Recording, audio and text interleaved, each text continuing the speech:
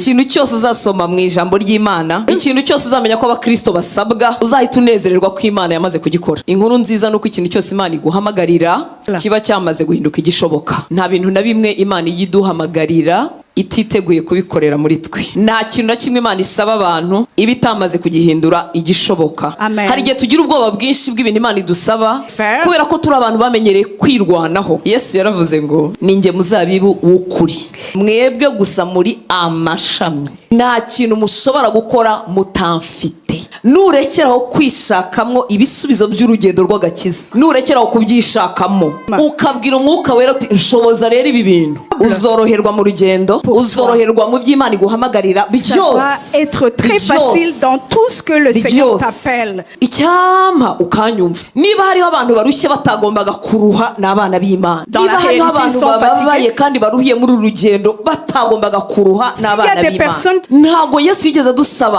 kwigirisha ikintu na kimwe tutari cyo tutabashije. Iyo aduhamagariye guhagarara ku munara no kurinda, nagira ngo nkumare impungenge ko adashingiye ku mbaraga zawe, ahubwo yiringiye ko n'umuhanga amaso, ukamubwira ko utabishobora kandi utabizi, utazi niyo biva niyo birangirira, hanyuma ukamuhozaho amaso. Umuhamagariro wa mbere Imana iguhamagarira, nshuti y'Imana, yaguhamagariye kubana nayo. Ntago data aguhamagarira bwa mbere na mbere kuba amaso no kurinda, nta nubwo aguhamagarira gusenga aravuze ati none warabyishe burundu. Aguhamagarira ngo ubanze ubeho, akubere so. Yitwa Uwiteka Nyiringabo, ariko ntashobora kohereza ingabo za kajorite ku rugamba. Iyo wemeye gutembanwa utembesha abantu benshi. Uzi ko igihe tunanirwa no kwihanganira n'akantu gatoya, uvuge ngo byibuza ngo ndihangana kubwa oruga urimo akizwa inyuma yanjye, byibuza nawe azakomeza urugendo. Iyo wemeye kurekeraho ubuzima bwo kwirwanaho no kwirwariza no kwishakashakira, uzaba umumaro mu bwami bw'Imana. Data, tuguhaye icyubahiro. Iyo ni imirimo yawe no kugira neza kwawe twavugaga. Urwo ni ubuntu bwawe, urwo ni urukundo rwawe rutangaje. Warakoze Mwami w'abami kuzana ubwoko bwawe kuri uyu musozi, muri uyu mujyi, kugira ngo ukorane nabo ibyo wagambiriye kuva kera, bataranabaho, bataranabitekereza ko bazaba bahari. Wowe wari ubizi ko uyu murimo uzaba urimo gukorwa hano.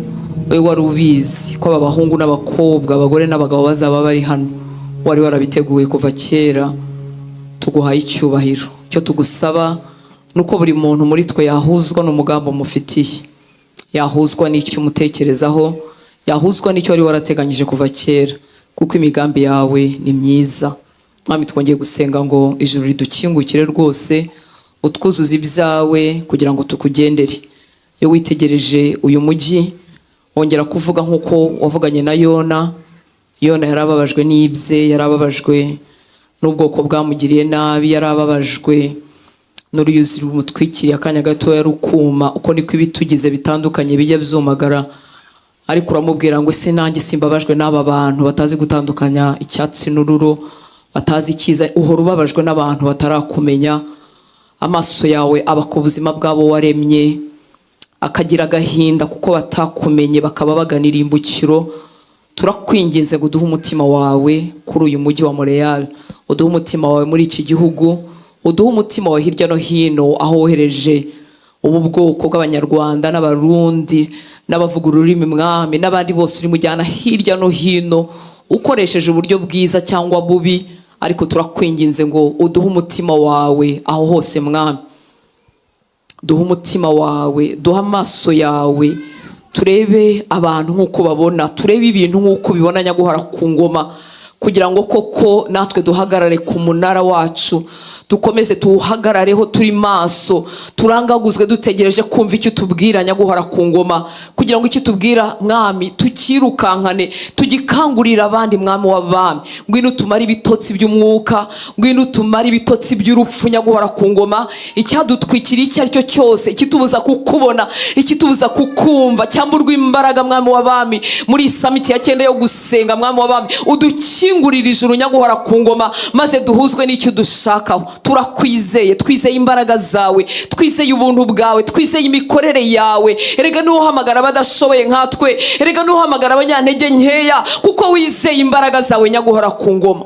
ngwino dukoreshe mwami nk'uko wakoresheje intumwa mu gihe cyashize bavuga ngo abubika isi bageze nino, ngwino ukoresha ubu bwoko bwawe Uwiteka Mana Nyiringabo bimenyekane kuri Imana Uwiteka Mana Nyiringabo, maze ubwami bwawe buze, ibyo ushaka bari bizo biba mwami w'abantu, ibyacu bimarweho, habeho ibyawe nyaguhora ku ngoma. Ibyawe bihetse gukiza, ibyawe bihetse amahoro, ibyawe bihetse ubuzima, ibyawe bibeshaho wari wihebye, ibyawe bizuru wendaga gupfa, ibyawe bicagagura ingoyi z'ibyaha by'igihe kirekire, ibyawe mwami w'abami bibeshaho. Urakoze mwami w'abami, urakoze rero kuduha ikigoroba cyiza mu nzu yawe, wakoze kubw'impano y'ubuzima. Turi hano kuko turi bazima, twatambutse n'amaguru yacu bigakunda, turi hano ko washyize inyota mu mitima yacu yo kuba mu nzu yawe mwami. Abana bawe basize byinshi, bashize inshingano zitandukanye kubw'inzara n'inyota iri mu mitima yabo, utwemerere mwami w'abami tukubone. Abakozi bawe bamaze igihe bategura, batanga umwanya, batanga gusenga, batanga ubutunzi bwabo, utwemerere mwami w'abami buri muntu atahana umuriro wawe utazongera kuzima mu mutima we nyaguhora ku ngoma, igicaniro cy'ukuri cyo gusenga mu mutima we kitazongera kuzimwa n'ikintu icyo ari cyo cyose mwami w'abantu, kugira ngo rwose dukongezwe nawe Mwuka Wera, maze dukongeze mu miryango yacu, maze mwami w'amakaritsiye turimo agaragaremwo wowe nyaguhora ku ngoma. Urakoze, uri Imana y'ubuntu n'imbabazi nyinshi, uri Imana y'amahirwe ya kenshi. Urakoze mwami w'abami ko wadukunze mbere, maze ukatubwira ibyawe, natwe tukaba turimo kwitoza kugukunda mwami, kukwitura urwo wadukunze. Urakoze data, cyubahiro cyose nikikugarukire, ni mu izina rya Yesu dusenze, amen. Haleluya. Amen. Imana ibahe umugisha. Que Dieu vous bénisse. Amen. Amen. Mwiriwe neza. Yesu Est-ce que vous allez ashimwe. bien? Muraho neza. Que Jésus soit Abo loué. tutabonanye ndabahobereye. Ceux que je n'ai pas abahe vus, umugisha. je vous donne un gros câlin. Que Dieu vous bénisse. Ndashimira Imana. Je remercie le Seigneur Haleluya. Yahaye Pastor Frank kumenya. qui a donné à Pasteur Franck de me connaître. Hanyuma akankunda akanyemera akantumira. Et il m'a aimé et il m'a invité. Buri Imana yamvuze neza mu mutima we. Imana itakuvuze neza nta muntu wagukingurira. Dieu a bien témoigné pour moi dans son cœur. Rero Imana ishimwe rwose. Alors que Dieu soit loué. Imana ibahe umugisha. Que Dieu vous bénisse. Mwarakoze gutegura biravuna. Merci d'avoir préparé, c'est pas facile. Mwarakoze gutanga ubutunzi bwanyu. Merci d'avoir donné même de vos ressources. Mwarakoze gutanga umwanya wanyu. Merci d'avoir donné même votre temps. Imana yo mwijuru ibahe umugisha. Que Dieu vous bénisse. Ndashimira kandi abashumba bose mukorana. Et je remercie le Seigneur pour tous les pasteurs. Ndashimira abashumba bashumbira urugo. C'est les serviteurs de Dieu qui travaillent avec vous. Imana yo mwijuru ibahe umugisha. Que Dieu vous bénisse. Amen. Amen. Ndashimira naho nagiye mu gitondo bahayowe na Pastor Evode. Et je remercie le Seigneur également là où je suis allée ce matin avec Pasteur Evode. Que Dieu vous Ndashimira n'abavandimwe benshi duherukana kera ba Trésor n'abandi bose. Je Arimo kureba remercie neza. Imana yo mwijuru ibahe les umugisha. bien-aimés que je n'ai pas vus depuis en bout. Que Dieu vous bénisse. Ndashimira n'abantu barimo kutwitaho bikomeye. Et je remercie le Seigneur, les personnes qui prennent vraiment bien soin de nous. Tuzarwara bwaki ya protocole. Quand on va être là-bas, ça va vraiment nous manquer. Imana ibahe umugisha cyane. Vraiment que Dieu vous bénisse. Amen. Amen. Ndashimira n'abavandimwe banje. Je remercie également mes frères, mes sœurs. Amen. Reka tuganire ku ijambo ry'Imana ne gutwara umwanya. Alors sans plus tarder, nous allons partager la parole de Dieu. Turimo turavuga ku guhamagarirwa kuba maso. Alors nous sommes en train de parler de l'appel à veiller. Yego, nicyo Imana yashyize ku mutima wa Pastor Frank. Et c'est ce que Dieu a mis sur le cœur de Pasteur Franck. Kandi biranadukwiriye koko abari muri Kristo Yesu. Et c'est une bonne chose pour nous, les enfants de Dieu.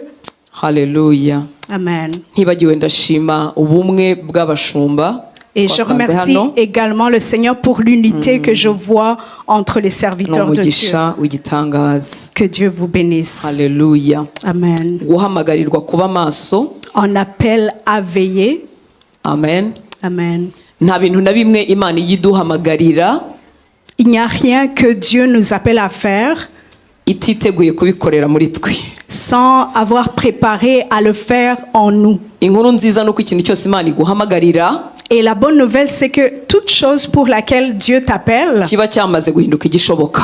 c'est déjà rendu possible. Hallelujah. Amen. Nta kintu na kimwe Imana isaba abantu Il n'y a rien que Dieu nous demande de faire iba itamaze kugihindura igishoboka. si ne l'a pas rendu déjà possible. Hallelujah. Amen. Ikintu cyose uzasoma mu ijambo ry'Imana, Toute chose que tu vas lire dans la parole de Dieu, ikintu cyose uzamenya ko abakristo basabwa, toute chose que Dieu nous appelle à faire, uzahita unezererwa ko Imana yamaze kugikora. sois déjà dans la joie parce que Dieu l'a déjà accompli. Imana ishimwe cyane. Que Dieu soit loué. Hallelujah. Amen. Hari igihe tugira ubwoba bwinshi bw'ibintu Imana idusaba Des fois, on a vraiment peur de ce que Dieu nous demande de faire kubera ko turi abantu bamenyereye kwirwanaho. parce que nous sommes des personnes qui combattent pour nous-mêmes. Iwacu tugira slogan ivuga ngo intore ntiganya yishakira ibisubizo. Chez nous, on a comme un slogan qui dit c'est quelqu'un en héros a des solutions déjà. Ahora ashaka ibisubizo n'ahantu bitari. Et il cherche des solutions et il y en a partout. Ibyo bintu ni byiza mu buzima busanzwe. Et c'est une bonne chose dans la vie au quotidien. Hallelujah. Amen. Nabaye hafi y'abasirikare. J'ai grandi à côté des soldats. Ntabwo ari grandire pe. Ariko ni ibintu byegeranye naho ngaho. Abasirikare babwirwa ko nta kintu kidashoboka. Les soldats savent qu'il n'y a rien qui est impossible. Ni ukuvuga ngo niba fanda amubwiye ati ubu turaca muri iki gikuta. Alors, si son commandant lui dit on va passer au travers ce mur, ils sont partis. Le mur doit se mettre de côté, il doit passer. Et avoir cette vie, c'est une bonne chose en soi. Ça fait en sorte que tu n'as plus peur, tu n'as plus de doute. Et dans la vie au quotidien, ça fait en sorte que tu peux vraiment te débrouiller. Et quand nous venons en Jésus-Christ, et Jésus-Christ devient notre Seigneur et Sauveur, pour qu'il puisse enlever ces choses-là de vouloir se débrouiller nous-mêmes, ça devient tout un combat. Et là même, la justice, on la cherche nous-mêmes, la fidélité, même l'appel, on la cherche en nous-mêmes. Et on ne le trouve pas parce que ce n'est même pas en nous en réalité. Et on faillit, on est dans l'échec. Et on se dit, oh, ce n'est plus possible. Jésus a dit, il a dit, je suis le vigneron. Et vous êtes les branches. Il n'y a rien que vous pouvez faire sans moi. La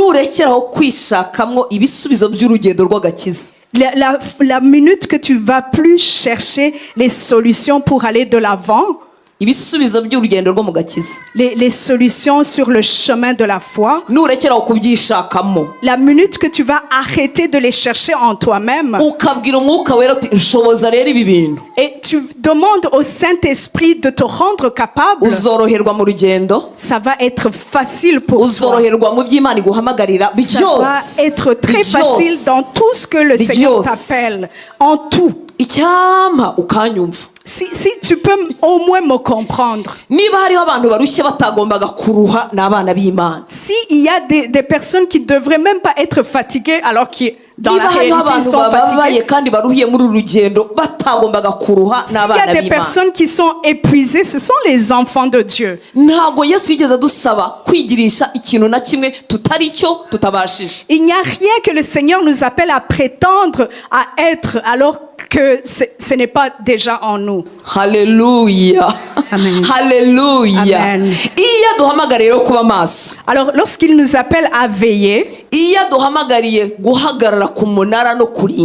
et qu'il nous appelle à être debout sur le poste, j'aimerais que tu ne crains plus parce que ce n'est pas par ta force. Hallelujah. Amen. Il s'attend à ce que lorsque tu fixes tes yeux sur lui, udashobora kandi utabizi utazi niyo biva niyo birangirira. Et tu lui dis, Seigneur, je ne suis pas capable, je ne sais même pas par où commencer. hanyuma ukamuhozaho amaso. Et tu gardes tout simplement ton focus sur lui. uzi ko wemerewe no kumubwira uti simfite rega n'imbaraga ziguhozaho amaso nta nizo mfite dore arimo aramanuka ncika ajya kureba ibindi. Tu peux même lui dire, je n'ai même pas la force de garder mes yeux fixés sur toi. iryo jwi akunda kuryumva rwose Il aime biramunezeza. beaucoup écouter cette voix. Haleluya. Amen. biramunezeza akavuga ati nicyo mbereyeho nicyo cyatumye mbasigira umwuka wera no kugira ngo abashoboze. Il trouve ça agréable parce que il va dire, c'est justement la raison pour laquelle je vous ai donné le Saint-Esprit. Amen. Amen. Haleluya. Amen. Imana ishimwe cyane. Que Dieu soit loué. umuhamagariro wa mbere Imana iguhamagarira nshuti y'Imana. Alors, le premier appel pour lequel Dieu t'appelle, yaguhamagariye kubana nayo. il t'a appelé à demeurer avec lui. yaguhamagariye kubana nayo. Il t'a appelé à demeurer avec lui. ngo ubanze ubeho. Pour que tu puisses d'abord vivre, tout simplement. tuba dupfuye burya tuba turushye. Et c'est comme si on est mort, on est vraiment fatigué. yaraguhamagaye ngo ubanze ubeho. Il t'a appelé d'abord à demeurer avec ubanze lui. ubeho narangiza akubere so akubere papa. Pour que tu puisses vivre et qu'il soit ton papa. Haleluya. Amen. rimwe na rimwe ko abantu baba bataragize ba papa beza cyangwa se ba papa nyine bimeze ukuntu cyangwa batanahari bahari batanahari cyangwa on a eu des pères qui étaient absents, des pères qui n'étaient comme pas complètement là, qui n'étaient pas responsables. ya data wo mu ijuru iradusiga pe. L'image du vrai Père, notre Père céleste, ça nous échappe. tuba twumva ari butwemere kuko hari ibyo twakoze. On trouve qu'il nous accepte parce qu'on a fait quelque chose. Haleluya. ntago data aguhamagarira bwa mbere na mbere kuba maso no kurinda. La première chose, Dieu ne t'appelle pas à veiller, à garder les yeux fixés. nta nubwo aguhamagarira gusenga aravuze ati none warabyishe burundu. Il ne t'appelle même pas à prier. aguhamagarira ngo ubanze ubeho. Il t'appelle d'abord à vivre. akubere so. Qu'il soit tout simplement ton papa. yitwa Uwiteka Nyiringabo ariko ntashobora kohereza ingabo za kajorite ku rugamba. Il est l'Éternel Dieu des armées, mais il va pas envoyer des soldats sur le terrain. nababwiye ko nabaye hafi y'abasirikare nabonye uburyo abasirikare bakuru bakunda abatoya babo abasirikare mbese bajya ku rugamba uburyo babakunda n'umutima wose ntago bifuza ko umusirikare urwaye yajya ku rugamba ntibibaho. Je vous ai dit comment j'habitais à côté des soldats et les soldats qui sont comme des commandants, ils aiment beaucoup les plus jeunes et ils vont pas envoyer quelqu'un sur le terrain si quelqu'un ne va pas bien. Haleluya. abo ni abantu bafite n'intege nkeya b'abanyabyaha basanzwe. Ce sont des personnes limitées, ce sont des personnes faibles. Uwiteka Nyiringabo umuremyi w'ijuru n'isi se w'umwami wacu Yesu Kristo akaba na so qui est notre papa. ntabwo yifuza ko wamuhagararira uri indembe warashize wuzuye mu ruho n'umubabaro wapi. Il ne veut pas que tu travailles pour lui alors que tu es déjà épuisé, tu es déjà fatigué. arabizi ko udashobora kuba maso nawe utariho. Il sait très bien que tu ne peux pas veiller au moment où toi-même tu n'es même plus là. umuhamagaro wa mbere akoherereza yaguhamagariye kugukunda no kukubera so ngo ubanze ukire imvune z'ubuzima. Il t'appelle à t'aimer, à demeurer en lui pour que tu puisses guérir de toutes les blessures. kuko iyo ugiye ufite ibyuho mu buzima bwawe ugenda igihe gito tukakubona umwaka umwe urabagirana ibiri itatu. Parce que si tu marches et tu restes dans les blessures, tu vas pas rester longtemps. Ça va être une année ou deux. On va te voir, tu es disparu. yaguhamagariye kugukunda icyami iki kigicara mu mutima wawe ukamenya ko papa wo mu ijuru yaguhamagariye kugukunda no kukubera so. Il t'a appelé pour t'aimer, pour être dans cette communion avec lui d'amour. ngo agukize imvune z'ubuzima. Pour qu'il puisse guérir des traumas, des blessures de la vie. Haleluya. Amen. imvune z'ubuzima. Ces blessures de la vie. imvune z'ubuzima ko zibuza umuntu guhamagarwa yarafite impano nziza. Ces blessures-là peuvent empêcher quelqu'un de rentrer dans son appel. Data wo mu ijuru niwe wenyine utakurebera muri muri achievement mu byo twebwe abantu ku isi tuzakumenyera ku bikorwa niko tumeze. Notre Père céleste c'est pas quelqu'un qui va te regarder selon les accomplissements. Tuzagufata tukwitiranye n'ibikorwa byawe nuko bimeze ntabwo tuzi twebwe kubitandukanye. On va t'associer directement avec ce que tu fais déjà. Ariko data niwe muntu wenyine utaturebera muri achievement. Mais Dieu, c'est la seule personne qui ne va pas te regarder selon ce que tu as accompli. Hallelujah. Amen. Niyo mpamvu imibare ye rimwe na rimwe idusiga. C'est pour cela ces calculs ça nous dépasse. Igihe kimwe yavuze ku mugore wari uje gutura mukanya twaturaga areba watuye makeya arangira avuga ngo niwe watuye menshi. Gusa ibyo bintu ntibicurane. Imaginez-vous, il a parlé de cette dame qui avait amené un peu d'argent et il a observé de loin, il a dit celle-là, elle a donné plus que les autres. Alors sois rassuré d'abord dans ton cœur. Dis-toi, j'ai un père. Et ses yeux sont sur moi. Ses oreilles m'écoutent ce que je lui dis. Et quand je dis ses yeux sont sur moi,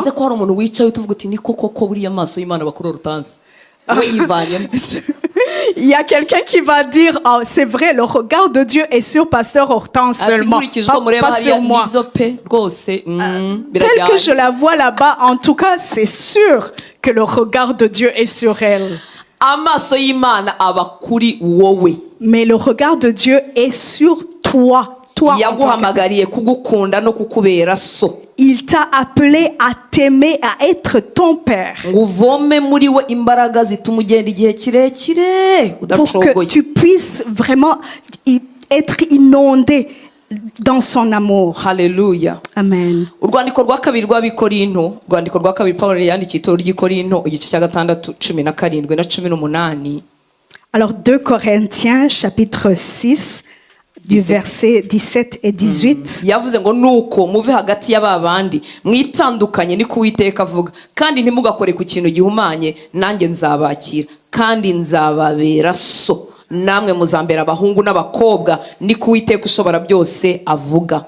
C'est pourquoi sortez du milieu d'eux et séparez-vous, dit le Seigneur. Ne touchez pas à ce qui est impur et je vous accueillerai. Je serai pour vous un père et vous serez pour moi des fils, des filles, dit le Seigneur Tout-Puissant. Lorsqu'il nous appelle à partir de la fosse de destruction, ce que nous pouvons appeler le monde, il nous appelle pour nous accueillir. Je vous accueillerai. Je serai pour vous un père et vous serez pour moi des fils et des filles, dit le Seigneur Tout-Puissant. No kugira umutima ureba ibyo Yesu areba utabanje kwicara mu kiruhuko cye mu buryo bwuzuye. Tu peux pas voir ce que vraiment Dieu t'a préparé si tu n'es pas assis d'abord dans son repos. Ujye ufata akanya witegereze urugendo rwa Yesu n'intumwa ze n'abigishwa be. Alors prends le temps d'observer bien comment Jésus a marché et ses disciples. Reka wumve gatoya hano yarazutse. Écoute, il était ressuscité, Pierre était retourné pécher. Et pourtant, c'est pas ça qu'il leur a ordonné de faire. Jean chapitre 21, verset 5. Nous allons lire 5 et verset 9.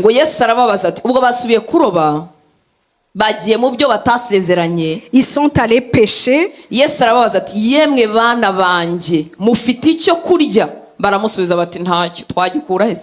Jésus leur dit, enfants, n'avez-vous rien à manger?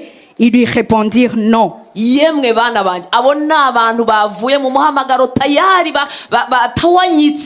Ces enfants dont il est question, ce sont des gens qui sont allés loin, là où le Seigneur ne leur a pas ordonné d'être.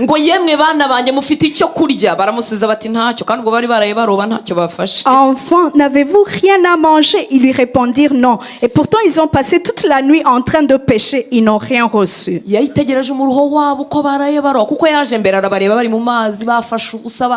les a observés, il les a vus combien ils étaient fatigués. Ils avaient passé toute la nuit en train d'essayer.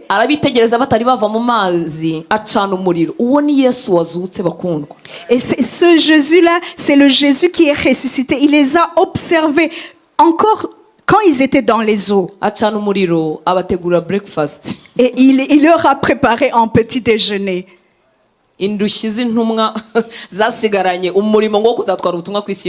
Imaginez-vous des disciples qui ont reçu la mission d'amener la bonne nouvelle partout dans le monde. Ils sont retournés tout simplement pêcher.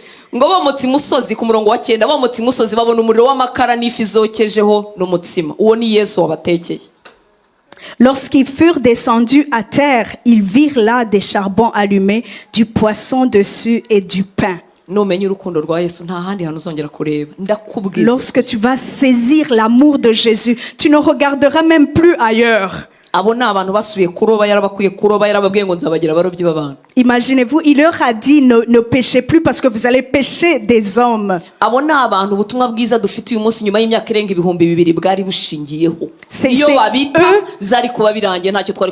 C'est eux sur qui le ministère était basé pour qu'ils amènent la bonne nouvelle dans le monde entier.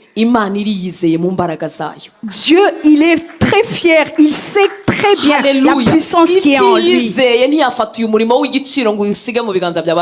Si Dieu n'avait pas cette assurance-là que ses disciples allaient amener la bonne nouvelle, il n'allait pas le faire. Imaginez-vous des gens qui retournent pécher alors que ça ne fait même pas un mois. Nous au moins ça faisait quelques années. Et ça faisait à peine quelques jours Jésus était ressuscité.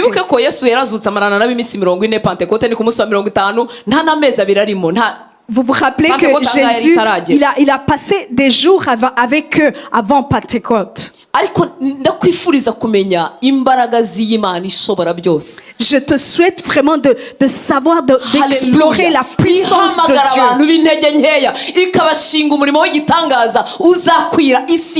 Ce Dieu qui appelle des personnes faibles, des personnes limitées pour amener la bonne nouvelle partout dans le monde. Alléluia. Amen.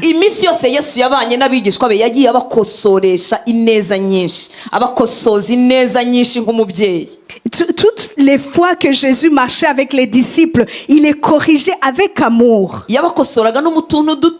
Il les corrigeait même dans les moindres petits détails. Parce qu'ils devraient amener la vie de Jésus, pas leur propre vie. C'est ça qui fait en sorte que chaque détail dans ta vie compte devant Dieu. Jésus, il veut aller dans les moindres petits détails dans ta vie. Parce qu'il ne veut pas que nous amenions notre propre vie. Il veut qu'on amène sa vie à lui. C'est pour cela qu'il prend vraiment le temps qu'il faut pour vraiment te transformer, travailler sur toi. Il va prendre tout le temps nécessaire pour vraiment te travailler, te forger. Parce que c'est vraiment beaucoup de travail de la tête aux pieds. Alléluia. Amen. Matthieu chapitre 22. 20 à partir du verset 20.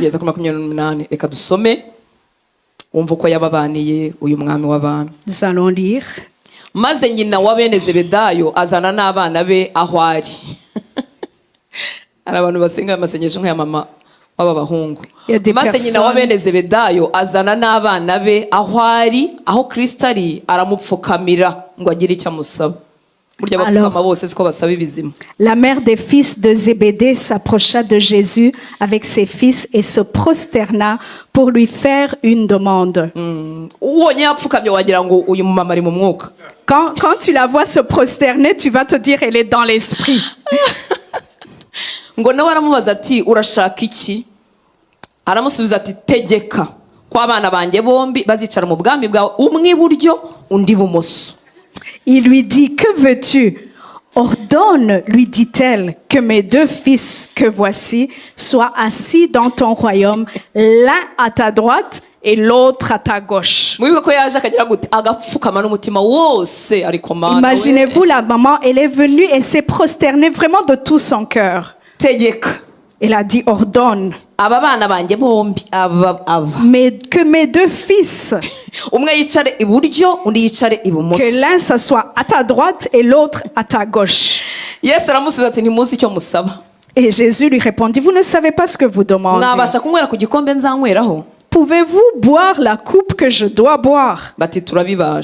Il a dit, nous le pouvons. C'était la coupe de la colère de Dieu.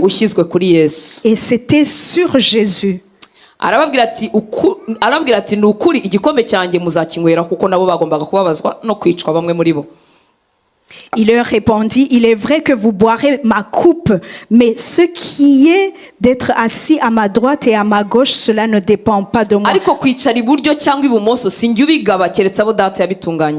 Et ne sera donné qu'à ceux à qui mon Père l'a réservé.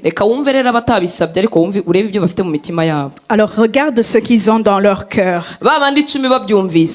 Les 10 ayant entendu cela furent indignés. Pourquoi est-ce qu'ils étaient indignés? Ils étaient en train de leur prendre leur poste. Parce que s'ils avaient vraiment le cœur de Jésus, ils n'allaient pas être indignés des deux fils. Ils allaient plutôt avoir pitié d'eux.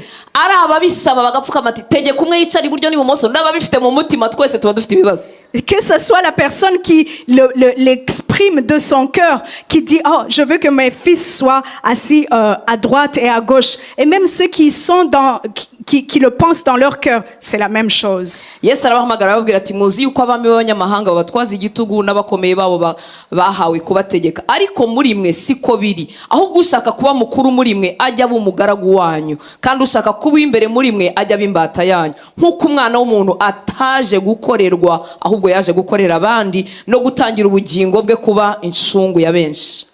Et Jésus les appelait et dit, vous savez que les chefs des nations les tyrannisent et que les grands les asservissent. Il n'en sera pas de même au milieu de vous, mais quiconque veut être grand parmi vous, qu'il soit votre serviteur. Et quiconque veut être le premier parmi vous, qu'il soit votre esclave. C'est ainsi que le Fils de l'homme est venu, non pour être servi, mais pour servir et donner sa vie comme la rançon de plusieurs. Alléluia. Amen. Alors Jésus a pris le temps vraiment de changer leur façon de penser.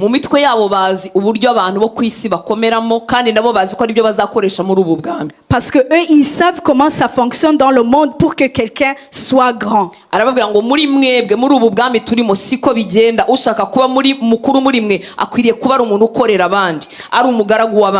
Et Jésus leur apprend que dans le royaume de Dieu, ce n'est pas de cette façon-là que ça fonctionne. Quelqu'un qui veut être grand doit être plutôt au service des autres.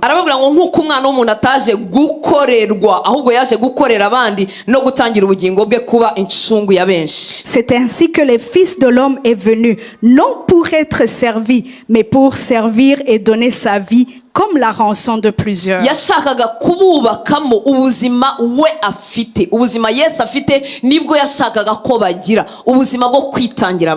Il voulait bâtir cette vie que lui-même il avait en lui, cette vie d'humilité. Yesu agiye yemera ko dutinda ahantu kugira ngo atumaremo nk'ibyo bari abasore bashakaga, umwe iburyo undi bumoso, tukumva ko gukorera Imana ari ibyo, no kugaragara n'umwe iburyo undi bumoso, no gukomera. Hanyuma Yesu akadutindaho ibyo twitangira akabisenya, ibyo twikorera akabyica, akatuzonga ari nta kindi ashaka, agira ngo acurikure ibyo twacuritse muri twe. Il va prendre le temps de nous travailler, de nous forger, de nous transformer pour que on puisse quitter ces gens de mentalité, comme ces deux fils qui veulent être grands, qui veulent être à droite et à gauche. Il veut changer cela. Ngo nkuko umwana w'umuntu ataje gukorerwa, ahubwo yaje gukorera abandi no gutangira ubugingo bwe ku micungu ya benshi. Tout comme le Fils de l'homme est venu, non pas pour être grand, mais pour servir. Haleluya. Amen. Yashakaga kububakamo ubuzima bwe, ubwo Yesu afite ngo abari bwo basigarana. Il voulait bâtir sa propre vie à lui en eux. Nubwo basabaga imyanya, nusoma mu gitabo cy'ibyahishuwe uzasanga ngo hari inkingi 12 zanditseho amazina y'intumwa za Yesu. Tu vas trouver même en Apocalypse, ils ont déjà ces places là d'honneur. Haleluya. Byahishuwe 21:14, imyanya barayifite, natwe imyanya arayiduha, ariko ntifuza ko ari cyo kiba ikimbere. Il ne veut pas que cela soit notre priorité, que nous puissions chercher à être grands dans le monde. L'appel dans lequel Dieu nous appelle, nous voulons y aller tel que nous sommes. Mais Jésus veut que nous puissions partir tel que lui-même il est venu. Et c'est là le combat. Et il prend vraiment le temps d'enlever Olga de Olga. Il prend une année, plusieurs années, il transforme et moi je combats avec lui. Haleluya. Parce que la confiance que Jésus a mis en nous, c'est vraiment de grande valeur. Imaginez-vous, il nous a fait confiance, il nous a placés à sa place. Imaginez si il nous a appelés, des apôtres à sa place, ou ambassadeurs de Jésus. Haleluya.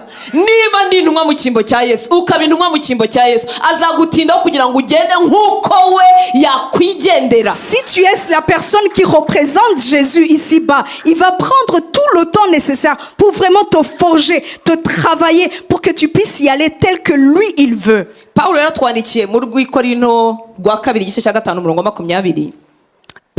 Paul, il a écrit dans 2 Corinthiens. Ngo nicyo gituma tuba intumwa mu cyimbo cya Kristo. Ngo ndetse bisa naho Imana ibingingira muri twe. Ngo nuko rero turabahendahenda mu cyimbo cya Kristo kugira ngo mwiyunge n'Imana. Subiramo ibyo mvuze ntacyo dasubira. 2 Corinthiens 5:20. 5:20.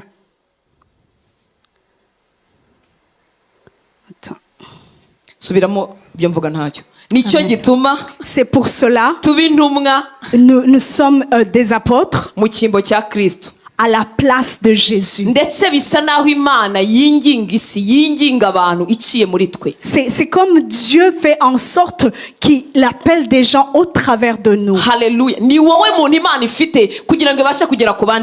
C'est toi que Dieu a pour qu'il puisse atteindre les autres personnes. Que Dieu soit loué. Que Jésus soit loué. Hallelujah. Amen.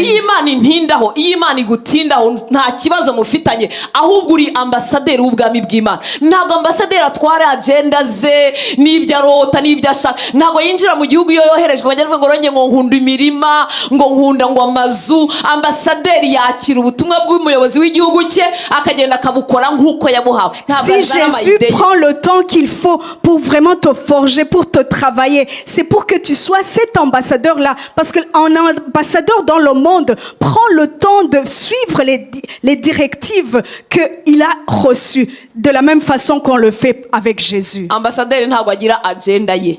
L'ambassadeur n'a pas son propre agenda. Et il va suivre exactement l'agenda de personnes qui l'ont envoyé. Il n'a pas son propre programme. Il y a comme des réunions, des conférences. C'est une fois l'année. Il y a personne qui va dire, oh, j'ai en mariage, j'ai ci et ça, ils vont être exactement là.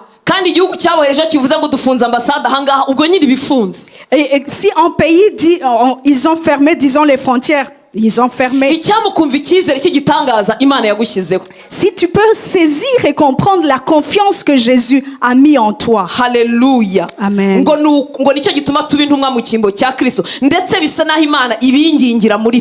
C'est pour cela Jésus, il veut qu'on soit des ambassadeurs à sa place. Il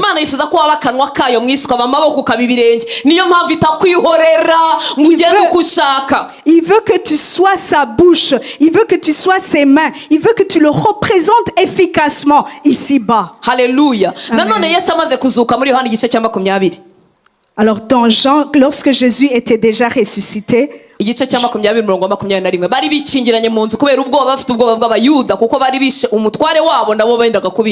et ils allaient les tuer parce que eux aussi ils avaient tué. Et il est rentré en eux.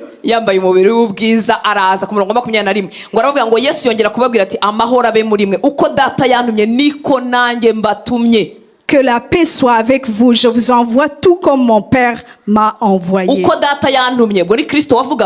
C'est Jésus qui le dit. Tout comme mon Père m'a envoyé. C'est de la même façon que moi aussi je vous envoie. À qui est-ce qu'il est en train de parler? Il est en train de parler aux disciples qui sont retournés pécher. Tout comme le Père m'a envoyé, de la même façon, dans la même dimension, dans le même dimension de l'onction. Alléluia. Amen. Yesu arimo yivuga ngo uko se yamutumye ngo niko natwe adutumye abantu buzuye intege nkeya nkatwe. Imaginez-vous des personnes tout faibles comme nous. Jésus, il dit, je vous envoie de la même façon que mon Père m'a envoyé. Je suis attristée parce que vous n'êtes pas en train de le saisir. Moi aussi, ça m'a pris du temps de le saisir. Alléluia. Au moins, il y aurait une personne au moins qui peut saisir cela. Tout comme mon Père m'a envoyé. Dans la même façon, Jésus n'a pas péché.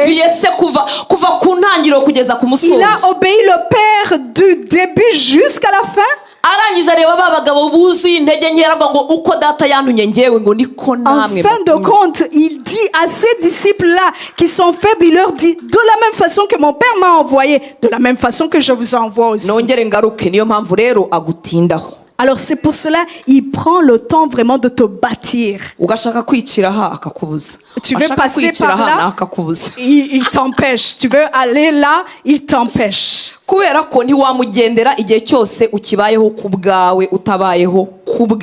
Parce que tu ne peux pas travailler pour lui tant et aussi longtemps que tu ne vis pas pour lui. Alors pourquoi est-ce que je m'attarde beaucoup là? Parce que tant et aussi longtemps que je suis rempli de ma propre vie à moi, même si je me tiens sur mon poste, mes prières, ça sera juste des paroles vaines. Ça sera juste des paroles vaines. Parce que je n'aurai pas cette tristesse tout comme Jésus l'a en lui. Ça sera juste des paroles. Mais quand Jésus va vraiment me bâtir et que je puisse avoir ce cœur que lui il veut, que j'ai le cœur de Jésus, je serai attristé par les personnes tout comme lui aussi il est attristé. Alors je parle souvent à des femmes intercesseuses. Il y en a qui intercèdent pour leur mari qui...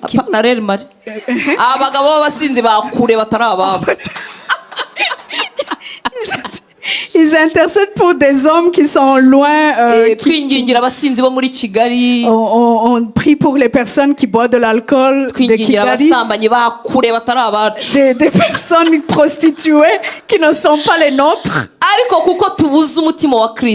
Mais parce que nous n'avons pas ce cœur de Jésus en nous, quand il s'agit même de nous, tu dis, c'est le diable lui-même avec qui j'habite. Tu ne peux pas te tenir au poste lorsque tu es rempli de toi-même. Parce que ta prière, ça sera juste des paroles.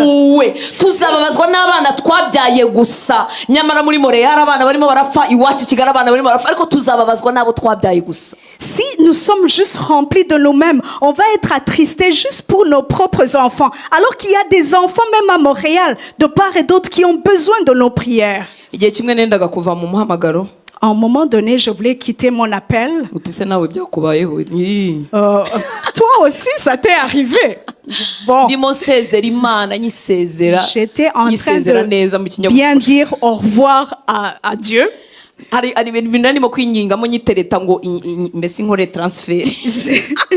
J'étais en train vraiment de traiter avec Dieu en lui disant fais un transfert.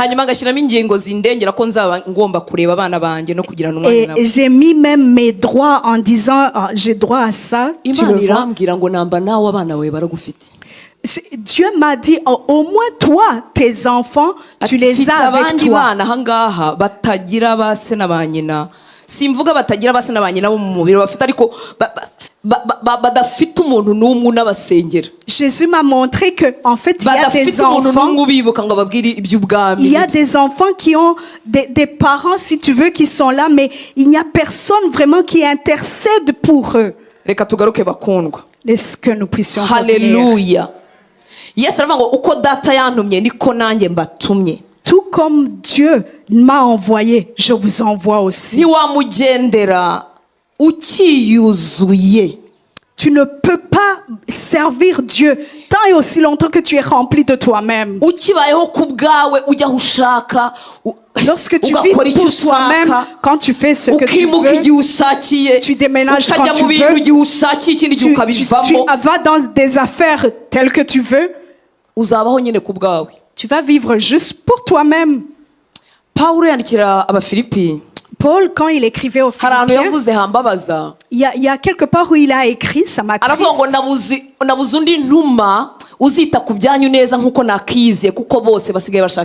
Je n'ai pas trouvé quelqu'un qui peut vraiment se soucier des choses telles que moi je le souhaite. Et il est revenu, il a parlé de Timothée en disant, Timothée, au moins il a marché avec moi. Hallelujah.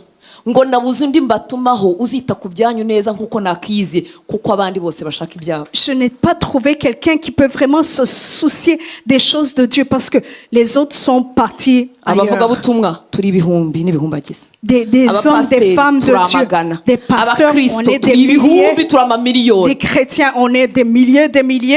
Ariko amasengesho menshi. Mais beaucoup de prières, la vie de plusieurs s'est arrêté là où on souhaite juste chercher nos propres choses à nous. Notre Dieu qui est miséricordieux, qui puisse te rappeler que Jésus t'a fait confiance. Jésus t'a fait confiance. Il s'est investi en toi, il t'a donné le salut. Et tu n'es pas mort tout de suite, tout comme celui qui était à la croix. Il t'a donné une œuvre ici pour qu'il puisse t'utiliser afin de toucher les autres. Hallelujah. Amen. Hallelujah. Amen. Niyo mpamvu yatinze kubigishwa be ababuza ibyo kurwanira imyanya ababwira ngo ngewe mugomba kuba nkuko ngewe ndiho kuko naje gutanga ubuzima bwanjye kubw'abandi ntago naje gukorerwa naje gutanga ubuzima bwanjye kubw'abandi. C'est pour cela il a vraiment pris le temps qu'il faut pour bâtir, pour forger les disciples afin qu'ils puissent transmettre la vie qui vient de lui-même. Abavuga butumwa tuzi kubyumva ndibaza nabandi bakristo bazi kubyumva. Des hommes, des femmes de Dieu, des pasteurs, on le comprend très rapidement. Njye numva abakozi b'Imana b'abahanga bafite ubwenge. J'aime écouter des hommes de Dieu, des femmes de Dieu de part et d'autre dans le monde qui sont très intelligents. J'aime écouter quelqu'un disant qui est vraiment intelligent en train d'essayer de convaincre les gens.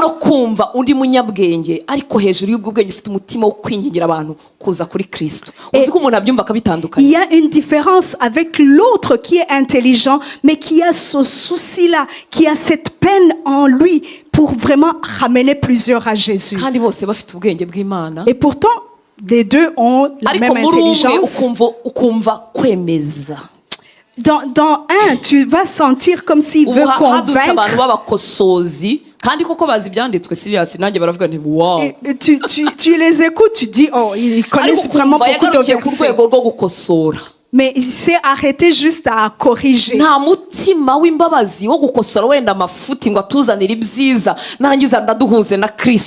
La personne n'est pas en train de corriger pour ramener les cœurs à Jésus.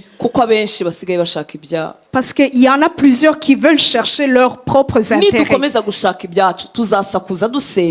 Lorsque nous allons continuer à chercher nos propres intérêts, nous allons prier, mais il n'y aura pas de vies qui vont être gagnées à Jésus. Alléluia. Amen. Jésus était en train de leur donner un exemple de comment il a dit, le Fils de l'homme n'est pas venu pour servir, il est venu pour servir les autres.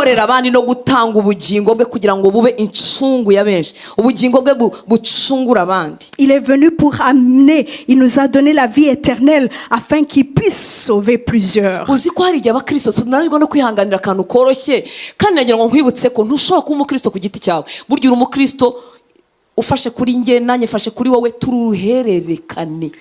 Tu ne peux pas être un chrétien juste pour toi-même. En fait, tu es chrétien pour être connecté avec les autres.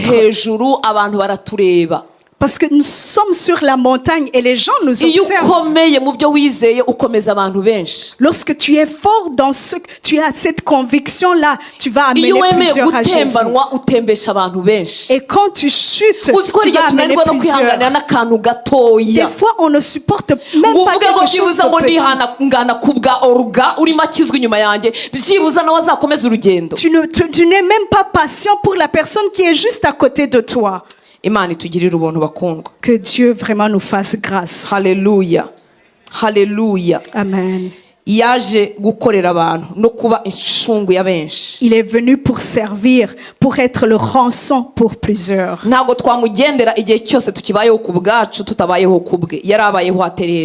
Et alors la façon, comment est-ce qu'il a vécu lui-même? Il s'est dépouillé de tout, même de sa gloire, pour être comme un être humain.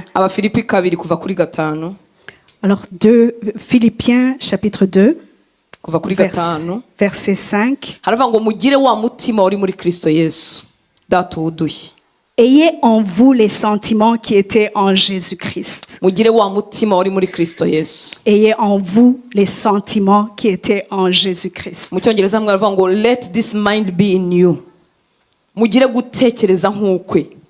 Ayez en vous ces sentiments qui étaient en Jésus-Christ. Alléluia.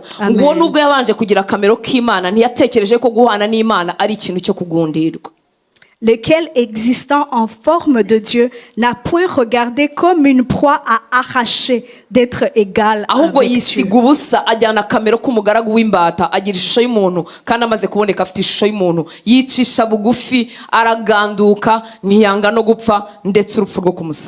Il s'est dépouillé lui-même en prenant une forme de serviteur, en devenant semblable aux hommes et ayant paru comme un simple homme. Il s'est humilié lui-même. Il s'est dépouillé. Il s'est dépouillé complètement. Il s'est dépouillé de sa gloire. Il se rendait obéissant jusqu'à la mort, même jusqu'à la mort de la croix. C'est pourquoi Dieu aussi l'a souverainement élevé et lui a donné le nom qui est au-dessus de tout nom.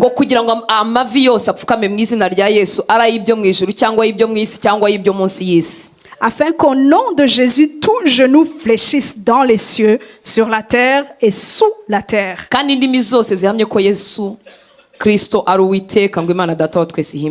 Et que toute langue confesse que Jésus-Christ est Seigneur, à la gloire de Dieu le Père. Alléluia. Amen. Alléluia. Amen. Alors dans le royaume de Dieu, pour que notre prière soit efficace, pour que notre œuvre soit efficace, même si ce serait petit, mais que ça puisse guérir au moins quelqu'un, pour que ça puisse vraiment être efficace pour plusieurs. Alléluia. C'est que nous aussi, nous puissions être transformés pour être comme Jésus-Christ. Amen. La façon de faire de Dieu, c'est comme, ça peut nous paraître bizarre. Lorsque nous acceptons de mourir en nous-mêmes, c'est là où nous puissions porter beaucoup de fruits. Lorsque nous acceptons de mourir en nous-mêmes, c'est là où nous amenons plusieurs à Jésus. Et mourir en nous-mêmes, c'est pas facile. C'est vraiment dur.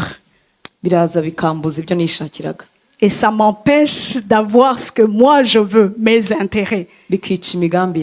Ça enlève mes plans en moi. Ça fait en sorte que je suis comme une personne qui est stupide.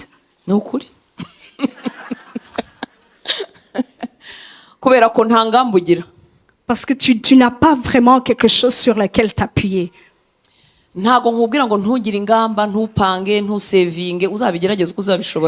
ne suis pas en train de te dire de ne pas économiser, de ne pas avoir un plan, de ne pas avoir des objectifs.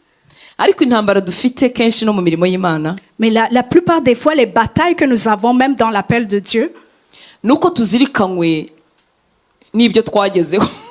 c'est parce que nous sommes vraiment attachés à ce que nous avons vécu.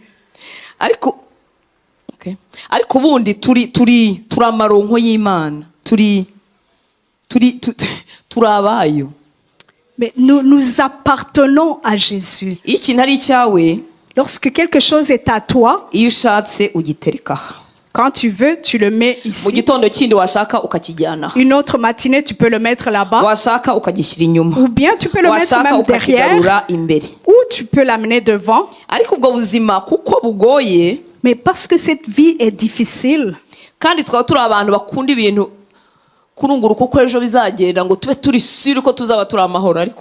mais parce que nous voulons contrôler même ce qui est dans l'avenir, nous ne sommes plus flexibles pour que Dieu puisse nous utiliser. Alors, lorsque Dieu veut que je puisse mourir en moi-même, c'est pour que je sois flexible et que Dieu puisse m'utiliser comme lui, il veut. Alléluia. Amen. Alléluia. Amen. Gloves. Lorsque, disons, tu portes un gant, on voit juste le gant. Mais quand tu réalises bien, c'est en fait la main à l'intérieur qui utilise le gant. Le gant n'a pas à fournir d'efforts. Le gant n'a pas à avoir un plan, un agenda. Lorsque tu meurs en toi-même, et tu veux vraiment rester de la façon que lui, il veut. Lorsque tu arrêtes toute tendance à vouloir te débrouiller, à vouloir fournir tes propres efforts, tu vas être utile dans le royaume de Dieu. Il a dit dans Jean 12, verset 24, il avait parlé de sa mort, de sa résurrection. iyo akabuto k'ishaka kataguye hasi ngo gapfe kagumaho konyine ariko iyo gapfuye kera imbuto nyinshi. En vérité, je vous le dis, si le grain de blé qui est tombé en terre ne meurt, il reste seul. Mais s'il meurt, il porte beaucoup de fruits. Hallelujah. Amen. Data araduhamagarira kuba maso no gusenga. Dieu nous appelle à veiller et à prier. Mais s'il y a quelque chose vraiment qui est là, qui en tout temps, c'est la prière. Les prières. C'est comme la maman des deux fils. Ceux qui sont en train d'anéantir les plans de la belle-mère ou ceux qui sont en train d'anéantir ceux qui prennent leur mari.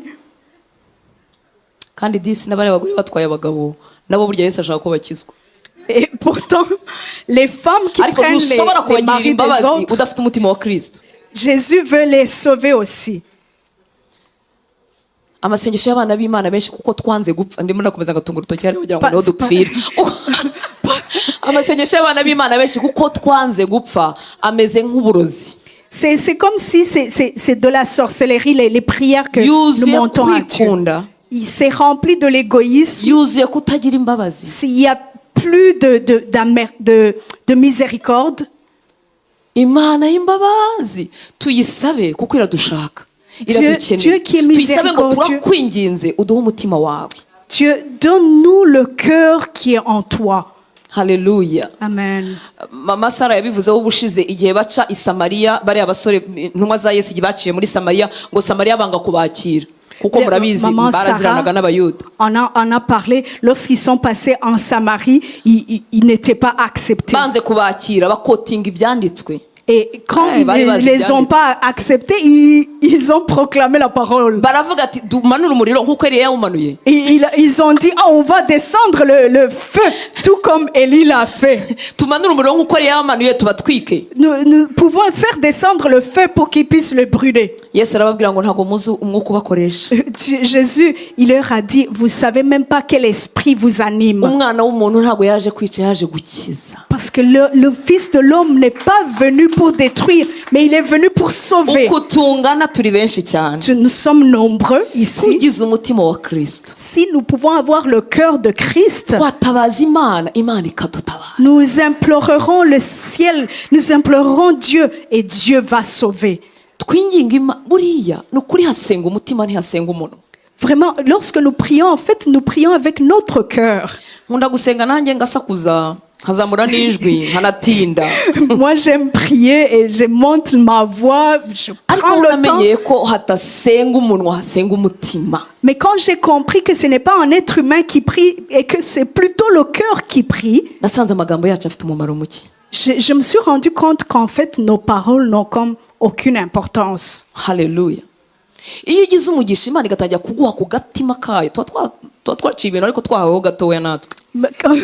Lorsque tu reçois cette grâce pour vraiment comprendre ce que Dieu veut dans la prière, on a reçu juste un peu. Quand tu as reçu un peu de cette grâce,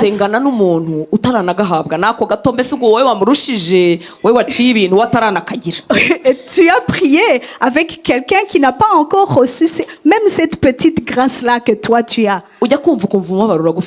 Tu sens vraiment comme une tristesse en toi. Parce que tu entends les prières que la personne prononce.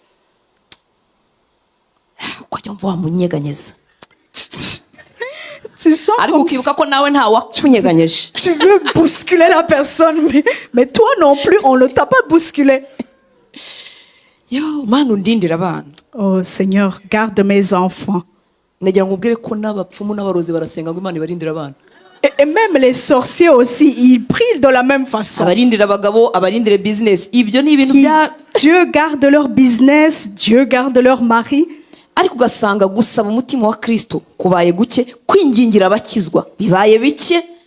kandi ubwo turi intumwa mu cyimbo cya Kristo ngaho namwe ni mundebe ubu yaratwizeye atugira intumwa mu cyimbo cye Dieu pour qu'il nous transforme.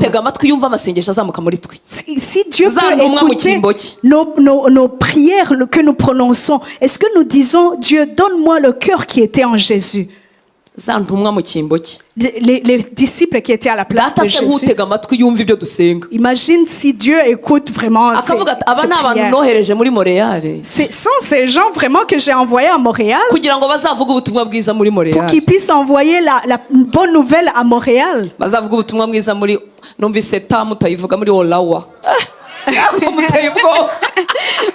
J'ai compris que Ottawa, vous ne prononcez pas le temps, c'est Orawa.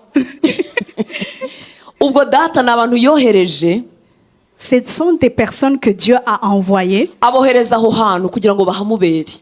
Dieu les a envoyés pour qu'ils soient vraiment là pour lui, pour qu'il le représente, pour qu'il le représente, pour qu'il soit attristé par les choses qui attristent Dieu.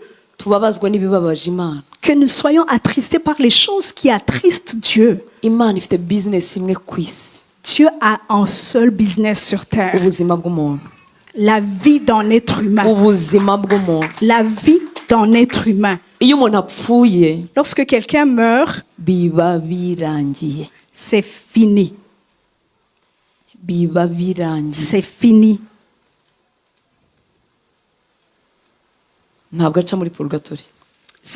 La personne ne passe pas par le purgatoire. Si tu es un ami pour moi, que tu es catholique, on ne va pas faire des messes pour que la personne puisse shifter.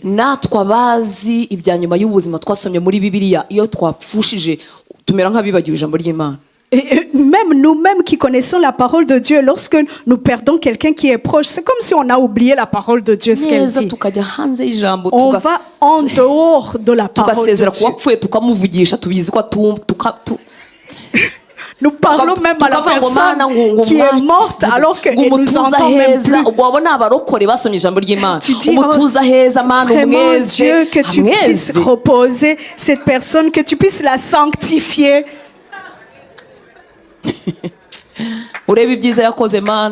Oh Seigneur, regarde les bonnes œuvres que la personne a fait. Yes, que Jésus Alléluia. Amen. Dieu, c'est toi qui l'as. Il veut que tu sois son ambassadeur. Il veut que tu sois au poste, que tu veilles. Et tu veilles non pas pour tes intérêts. Alors imagine-toi déjà le trajet pour qu'il puisse t'avoir.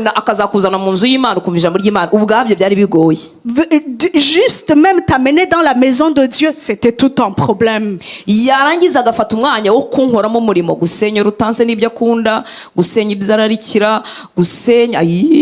Alors Dieu prend le temps vraiment qu'il faut pour détruire, pour enlever tout ce qui est à moi. Les ambitions de devenir grand. Et Dieu prend le temps pour vraiment nous transformer. Des prières comme la mère des fils de Zébédée.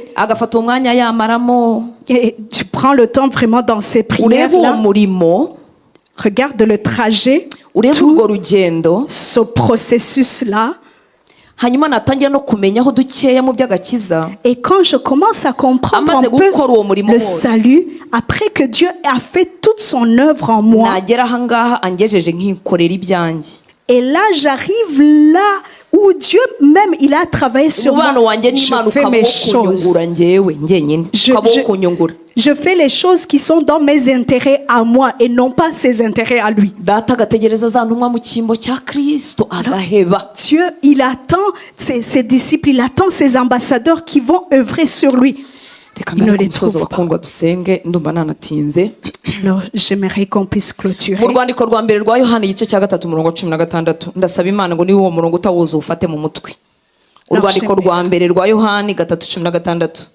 akenshi tuba tuzi Yohana ubutumwa bwiza 3:16 abize muri Kodime murawuzi kugeza uyu munsi. Hanyuma noneho tujye mu rwandiko rwa mbere rwa Yohana 3:16. Alors 1 Jean chapitre 3 verset 16.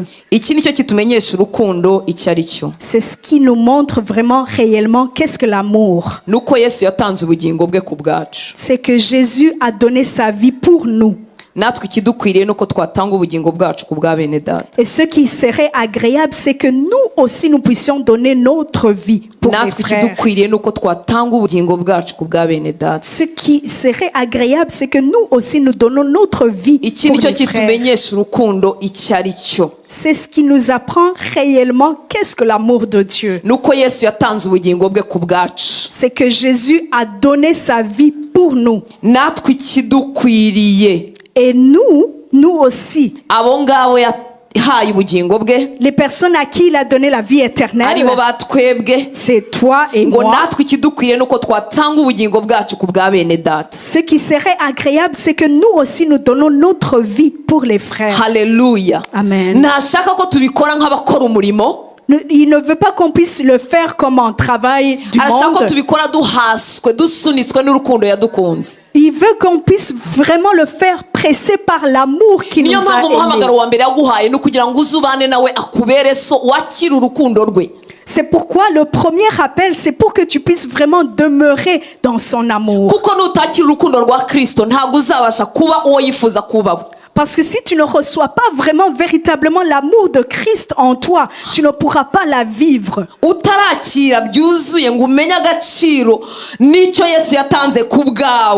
Si tu ne vis pas, si tu n'as pas reçu cet amour de Jésus-Christ pleinement, que tu puisses comprendre ce que Jésus a fait pour toi,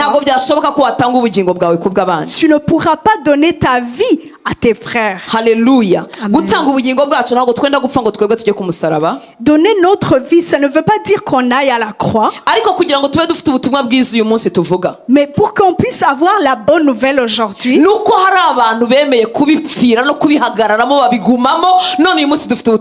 c'est parce qu'il y a des personnes qui se sont sacrifiées, qui ont donné leur vie afin qu'aujourd'hui nous soyons là. Il y a cette Bible, pour que nous puissions l'avoir dans nos mains, il y a des gens qui sont morts. Hallelujah. Paulo yabwiye Timoteyo ngo ibyo wanyumvanye imbere y'abahamya benshi uzabibwira abandi bantu bo kwizerwa bazashobora kubibwira abandi. Paul l'a bien dit, il en a parlé à Timothée. Il a dit, ce que tu m'as entendu dire, ce que tu m'as vu faire, fais-le pour les autres. Et lorsque nous allons continuer juste à nous regarder nous-mêmes, Hallelujah. Nidukomeza kwanga gupfa kuri kamere zacu no kwihutira kwishyira ibiganza by'Imana ngo akore umurimo muri twebwe adukize ibyaha adukize ubwoba bw'ubuzima ni bande bazagendera ubwami bw'Imana. Si nous ne voulons pas mourir en nous-mêmes, si nous ne voulons pas abandonner tout ce qui est peur, alors qu'est-ce qui va se passer? Lorsque le monde est en train d'être assombri, c'est obscur, les gens sont en train de les intelligents, ils se rassemblent en disant, oh, c'est juste l'intelligence des gens. Mais la seule chose qui ne peut pas être changée, c'est quelqu'un qui est transformé. Tu ne peux pas vraiment mettre de côté ce que Jésus a fait en toi. Hallelujah. Amen. Hallelujah. Amen. abantu begeranyije ntibashobora guhakana impinduka nzi neza ko zakoretse mu buzima bwanjye. Même si ils vont pas accepter ce qui est écrit dans la parole de Dieu, ils ne peuvent pas omettre les transformations que Dieu est en train de faire dans ma vie. Niyo mpamvu bakundwa kwishira Imana kugira ngo dukire ibyaha birihutirwa. Alors, le fait de vraiment s'humilier devant Dieu, d'abandonner nos péchés, c'est la priorité. S'approcher de Dieu et vraiment demeurer en lui, abandonner nos péchés, c'est ça la priorité. Pour que nous puissions vraiment être remplis de la paix que Jésus nous donne. Mais le problème, il t'observe et il voit que tu vis tout comme eux. La peur de la vie, tu as les mêmes soucis comme eux, les mêmes inquiétudes comme eux. Mais s'approcher de Dieu, ressembler à Jésus, c'est ça qui est vraiment notre priorité avant toute autre chose. C'est pas la religion, c'est pas le poste, c'est pas le titre, c'est la vie au quotidien, c'est un lifestyle. Hallelujah. Nitwuzurwamo n'ubuzima bwa Kristo tuzaba benshi, tuzaba ingabo za Kristo zishobora guhagarara noneho ku munara zikingingira abandi. Lorsque nous allons être remplis de la vie de Jésus, nous allons nous tenir sur le poste et veiller pour les autres. Nta kintu kibiha nk'umuntu ugukangurira gukurikira Kristo nawe atamukurikira. S'il y a quelque chose vraiment qui est pénible, c'est de faire quelque chose avec quelqu'un qui ne veut pas vraiment suivre Jésus. Gukangurirwa, kubwirizwa, prêcher, gutumirwa mu idini ryawe, être invité dans la religion, n'umuntu ukubwira ibya Yesu nawe atamukurikira.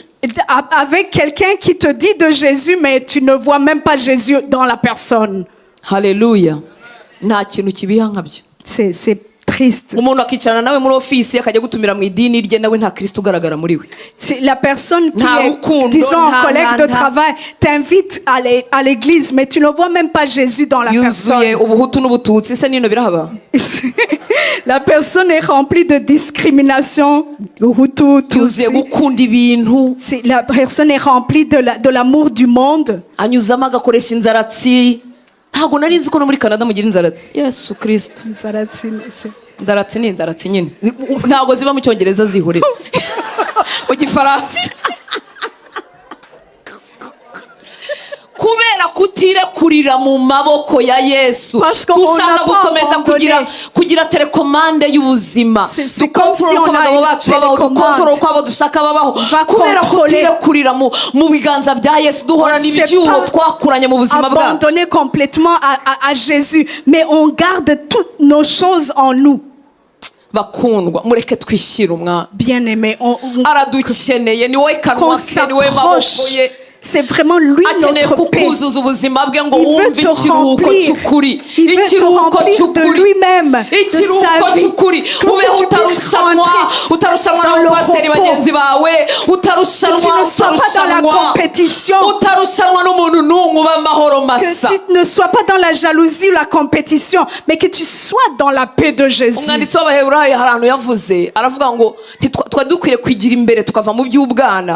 Ngo ariko nibagiye ukuntu havuga neza ko havuga ngo iby'umubatizo kwihana imirimo ipfuye n'ibindi nk'ibyo ngo ariko Imana nibishaka tuzabigarukaho. Nagira ngo mubwire ko hari ibindi bintu by'Imana dukwiye kuvuga bitari ukwihana. Au-delà du baptême, au-delà de la confession, qu'on doit vraiment se soucier, qui sont des priorités. Mureke twihute ibyo kwihana imirimo ipfuye tubirangize tujye no mu bikurikiye. Que nous puissions quitter la base, la fondation, mais que nous puissions aller de l'autre côté. Ntago amagambo data avuga gusa ngo muve mu busambanyi, muve mu businzi, ngo mureke kwangana, si byo byonyine dufitiye. C'est pas juste abandonner l'adultère, mutanga amafaranga, ngo donner votre dîme, vos offrandes, apporter dans la maison de Dieu. Les choses là de base, on doit dépasser ça.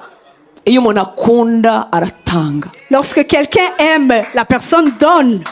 Nkunda gukoma urusyo ngakoma n'ingasire, n'uwejo byaramuyobeye nawe nutabimenye byihorere. Iyo tuvuze ngo umuntu akunda aratanga, ntituyoberwa ko hari abapasteri bamanipira abantu kugira ngo babahe amafaranga yo kwikiza ku bwabo. Cela ne met pas de côté qu'il y a des pasteurs qui manipulent des gens pour que les gens apportent dans la maison de Dieu. Non, non, non, pas de Dieu. Dans les poches. Oh. Église yubatse neza, amafaranga ntacungwa na pasteri. L'église qui est bien bâtie, c'est pas le pasteur qui doit le gérer. Ni byiza kuba umushyitsi kuko umuntu aba atazi bibaho hanze. C'est bien d'être invité parce qu'on ne sait pas qu'est-ce qui se passe dans la gestion. C'est bien d'être un visiteur. Amen. Amen.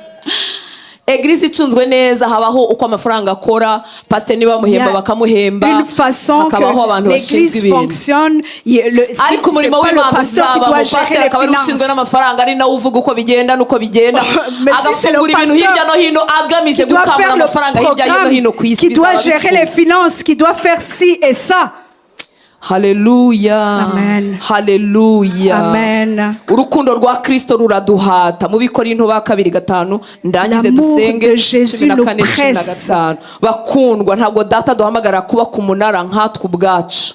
kuba maso nkatwe ubwacu. Nta murimo n'umwe guhamagarira ko wawukora nkawe ubwawe. Yifuza ko ibyo wakora byose wabisunikwa nuko wakunzwe.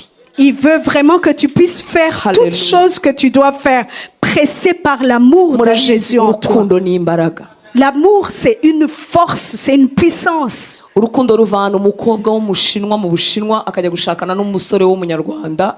Imaginez-vous une fille chinoise qui quitte la Chine, qui s'en va se marier au Rwanda. L'amour, c'est vraiment une force. Alors Dieu ne veut pas que tu puisses œuvrer.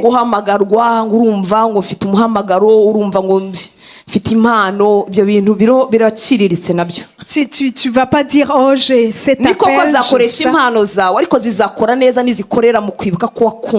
C'est vrai que Dieu utilise le potentiel, les talents qui sont en toi. Alléluia. Yaravuze ku murongo wa 14 mu Bikorinto 2:5 ngo urukundo rwa Kristo ruraduhata kuko twemejwe yuko nkuko umwe yapfiriye bose ariko bose bapfuye kandi yapfiriye bose kugira ngo abariho be gukomeza kubaho ku bwabo ahubwo babeho ku bw'uwo wabapfiriye akanabazukira. Jésus il nous appelle à le servir parce que nous sommes pressés par son amour. Abikorinto 2:5 reka mpere kuri 15. Abikorinto 2:5 haravuga ngo kandi yapfiriye bose kugira ngo abariho be gukomeza kubaho ku bwabo ahubwo babeho ku bw'uwo wabapfiriye akanabazukira. Yapfiriye abantu bose kugira ngo twebwe abariho muri we twe gukomeza kubaho ku bwacu tubeho ku bwe we wadupfiriye akanatuzukira. Ariko 14 hatubwira inkomoko yabyo ngo urukundo rwa Kristo ruraduhata nirwo rutubera imbaraga kuko twemeje yuko nkuko umwe yapfiriye bose ariko bose bapfuye kandi yapfiriye bose kugira ngo abariho be gukomeza kubaho ku bwabo ahubwo babeho ku bw'uwo wabapfiriye akanabazukira. Il est mort pour tous afin que ceux qui vivent ne vivent plus pour eux-mêmes mais pour celui qui est mort et ressuscité pour eux. Data dushoboze kutabaho ku bwacu. Que Jésus nous rende capable de vivre pour lui. Kwibaza questioning buri kintu cyose dukora mu bwami bw'Imana. Que nous puissions vraiment sonder, que nous puissions nous examiner nous-mêmes. Kwibaza ku kintu cyose dukora mu bwami bw'Imana. Que nous puissions vraiment regarder bien tout ce que nous faisons. Parce que le monde nous a influencés. Il y a des choses qu'on prend du monde et on le fait, on les imite sans même comprendre quoi que ce soit.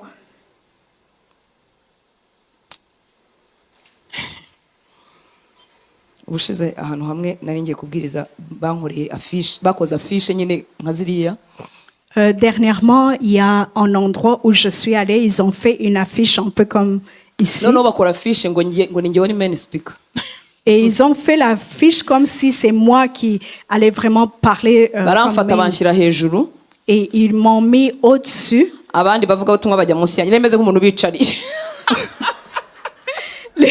Les autres serviteurs étaient comme en dessous de moi, comme si moi je suis au-dessus d'eux. Je suis en train d'en parler, mais ce sont des amis. Et je leur ai dit en tout cas non. Ils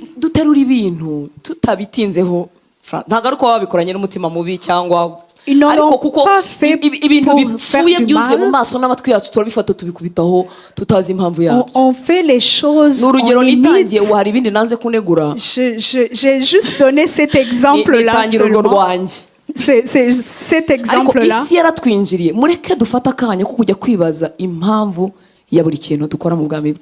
Le monde est entré en nous. Tout ce que nous faisons, tout ce que nous reflétons, prenons le temps de s'arrêter et se demander qu'est-ce que ça montre, qui est-ce que ça reflète, qui est derrière ce que je suis en train de faire, qu'est-ce qui me motive. Parce qu'il n'y a rien de moi qui peut vraiment sauver quelqu'un. Lorsque j'ai vraiment compris et saisi cela, je suis entrée dans le repos. Alléluia. Amen. J'ai compris que même si je parle à haute voix, que je parle fort, je ne peux pas sauver qui que ce soit. Et là, je me suis reposée même dans l'œuvre de Dieu. Alléluia. Amen. Yohana umubatiza yaravuze ngo njyewe ndi umuranga gusa. Jean-Baptiste, il a dit, moi je suis juste celui qui montre le chemin. Alléluia. Ndi umuranga utunga agatoki. Je suis celui qui montre le chemin. Uwo mvuga ni ukwiriye gukuzwa. Celui dont je parle, c'est celui-là qui est grand, plus grand que moi. Alléluia. Arababwira ati njyewe ibintu mbashije no kubatirisha amazi gusa. Tout ce que moi je peux faire, c'est de vous baptiser dans l'eau. Muri mwebwe hagaze undi mugabo mutaramenya wowe abatirisha umwuka wera n'umuriro. Mais au milieu de vous, il y a celui qui est grand, qui peut vous baptiser dans le Saint-Esprit et dans le feu. Ibyo bintu nitubimenya tuzaruhuka mu baramyi, tuzaruhuka mu bavuga butumwa, tuzaruhuka mu basenga. Et lorsque nous allons saisir ces choses-là, mu bukristo, nous allons vraiment nous reposer, même en tant qu'enfant de Dieu, dans l'autre chemin. On va tout simplement s'abandonner entre les mains de Dieu.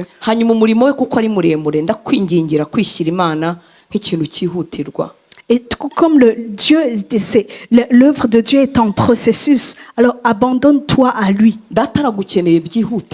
Dieu a besoin de toi rapidement. C'est prioritaire. C'est la priorité numéro 1. Les personnes avec qui tu habites, moi je ne vais pas.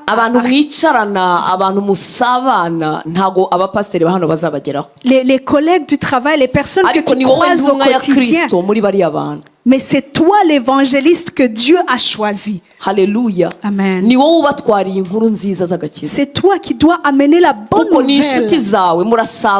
Parce que ce sont tes amis, ce sont tes proches.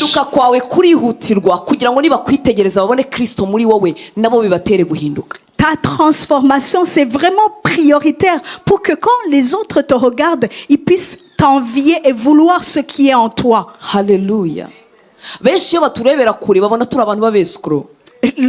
La plupart des gens qui nous regardent, ils nous trouvent des escrocs. Tout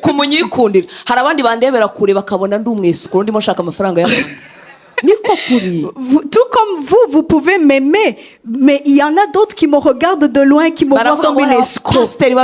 Ah, c'est des pasteurs des escrocs. Mais toi, tu t'assois à l'école, au travail, tu es vraiment son ami proche. Jésus a besoin de nous. Ne regarde pas tes faiblesses, amène-toi, abandonne-toi à lui.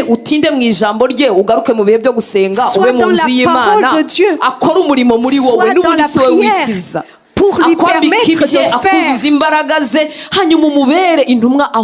qu'il puisse faire son œuvre à toi, en toi. Permets-lui de faire son œuvre en toi. Chaque fois que tu vas enterrer une personne, pose-toi la question, où est-ce que la personne part? Et chaque fois que tu vois quelqu'un mourir, pose-toi la question, moi c'est pour quand? C'est comme si nous on est éternel, mais pourtant qu'est-ce que je vais amener devant l'éternel Dieu lorsqu'il va m'appeler auprès de lui? La grâce, la miséricorde, le don de la vie qu'il nous a donné. Lorsque je suis en train de descendre des escaliers, je me dis, oh Seigneur, mes jambes, mes genoux fonctionnent bien, il n'y a rien.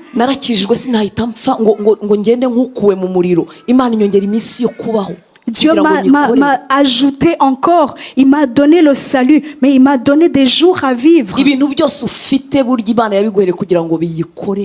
ce que tu as en toi, tu peux préparer à manger et inviter les gens pour que tu puisses leur parler de Jésus au moment où vous partagez. Le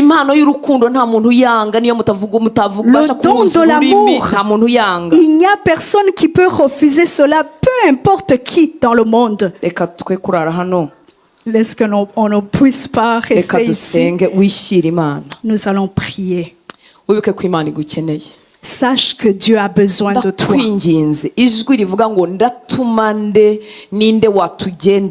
est-ce que je vais envoyer? Qui est-ce que je vais envoyer? Dieu demande, qui est-ce que j'envoie? facilité zose Imana yaguhaye, uburyo ubasha kuganira, uburyo ubasha gukonvinsinga, la façon que tu peux convaincre, la façon que tu peux t'exprimer, tous les dons, les talents que Dieu t'a donnés, c'est pour qu'il puisse les utiliser. Qu'est-ce que le diable utilise pour que tu puisses te retarder? On a parlé hier de beaucoup de choses qui nous empêchent de faire. Et la première chose qu'il fait, c'est notre communion, éteindre la communion de Dieu avec nous. Bien-aimé, Dieu a besoin de toi. Il a regardé des personnes faibles. Des personnes faibles. Ils étaient en train de combattre pour des postes. Ils voulaient aller retourner dans leur quotidien alors que ça faisait même pas longtemps. Des personnes faibles comme toi et moi. Il leur a dit, amenez la bonne nouvelle aux extrémités de la terre. Ils étaient remplis de faiblesse. La plupart d'entre eux, ils n'avaient même pas vraiment d'intelligence. C'est comme ça que Dieu s'est vraiment investi en nous. Et après, il a dit, attendez ce que Dieu a promis. Et lorsque le Saint-Esprit descendra, vous serez revêtus. Vous allez être mes disciples.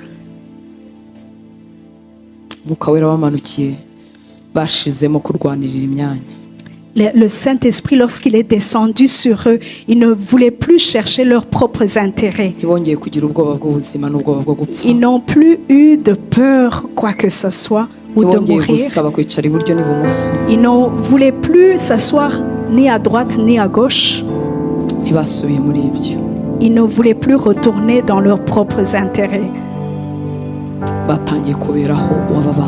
Ils ont commencé à vivre pour Dieu. Et même lorsqu'ils étaient persécutés, ils étaient multipliés dans la puissance de Dieu. À un moment donné, ils les ont battus, ils les ont mis dans les prisons.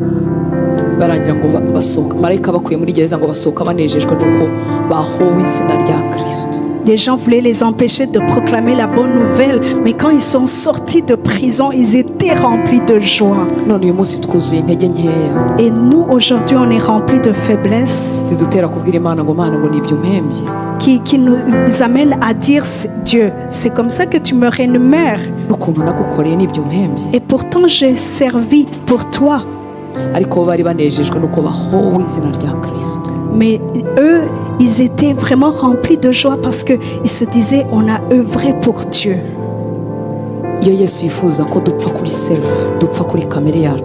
Lorsque Jésus veut qu'on puisse mourir en nous-mêmes,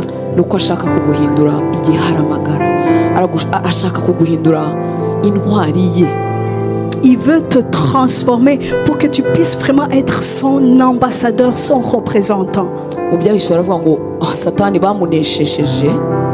En Apocalypse,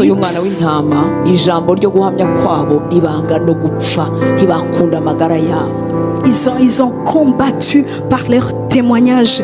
C'était pas par leur propre force. Ils l'ont combattu par le sang de Jésus. Ils ont combattu avec leur propre témoignage. Et ils n'ont pas eu peur de mourir. Leur propre santé, ça ne valait plus rien.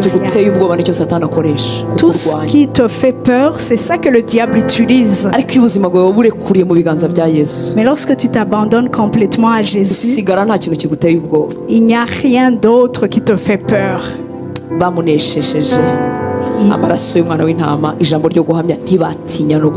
Ils ont vaincu par leur témoignage par le sang de nta l'agneau. kintu satani yababwira ngo iki nakikwambura, ngo nakwambura umwana, nakwambura amafaranga, nakwambura umugabo, nakwambura akazi. Ntacyo batinya.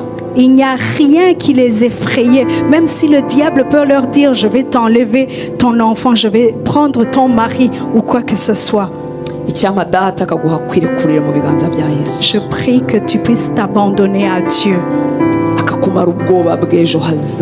Qu'il puisse enlever la peur de l'avenir.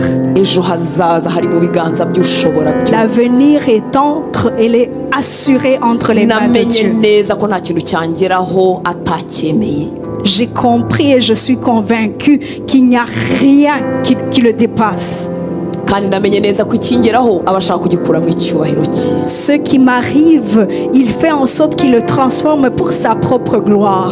Alléluia. Lorsque tu te remets entre les mains de Dieu, tu t'abandonnes. Que la parole de Dieu puisse s'accroître en toi. Que ça puisse changer ta mentalité. Que ça puisse changer la façon que tu te dis. Pour que les pensées de ce monde ne soient plus en toi. Que tu puisses être rempli par la pensée de Dieu. Les chantres peuvent nous conduire dans un chant. Et tu peux prier.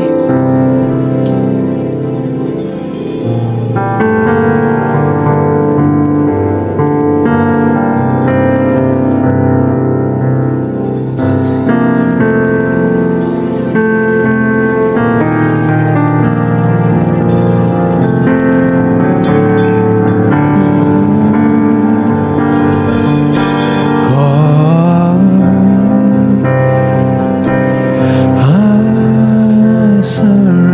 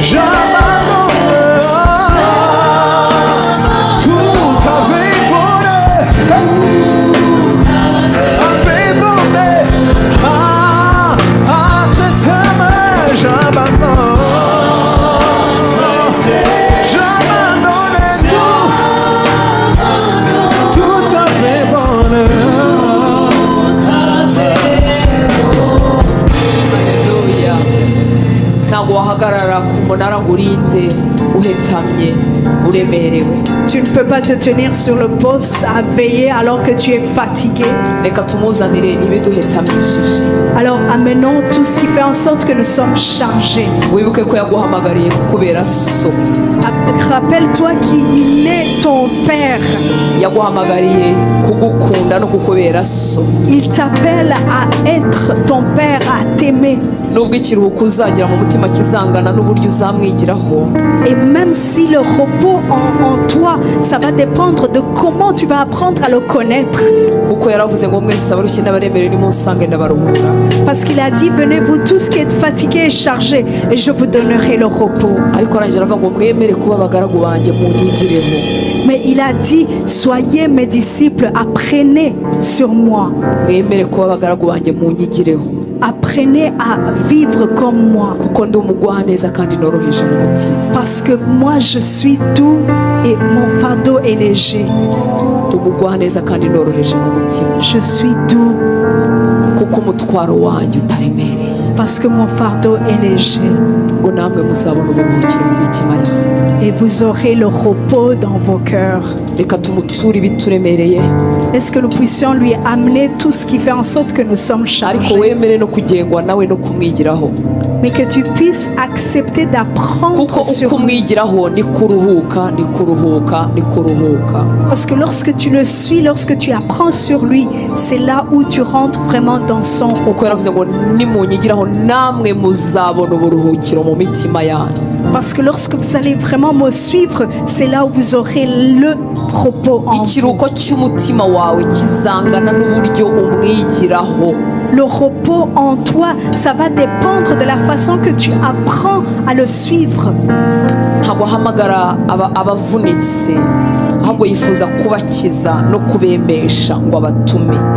Il n'appelle pas ceux qui sont blessés, mais il les appelle à être restaurés pour qu'ils puissent faire son œuvre. Il ne les appelle pas lorsqu'ils sont blessés.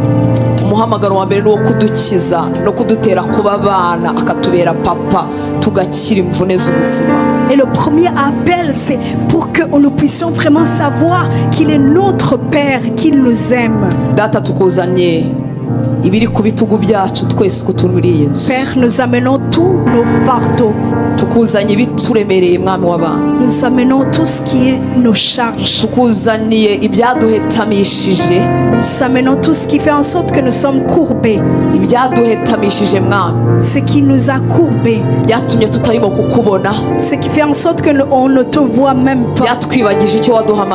Ce qui a fait en sorte que nous avons oublié l'appel.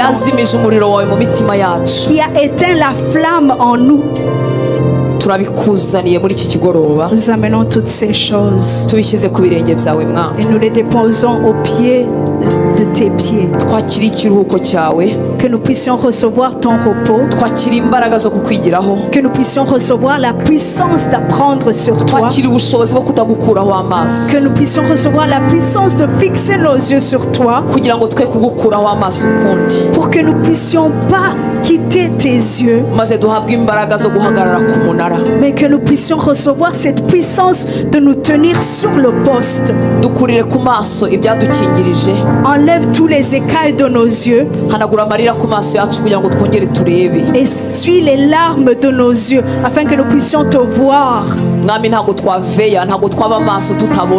Nous ne pouvons pas veiller si nous ne voyons pas. Les temps, les saisons ont fait en sorte que nous sommes courbés. Mais tu es celui qui nous relève, celui qui restaure. C'est toi qui donnes la bonne santé. Nous recevons la vie, Seigneur, qui vient de toi. La paix, la vie dans nos corps. Nous recevons la vie en toi. Que toute puissance qui nous empêche de recevoir cette vie soit anéantie.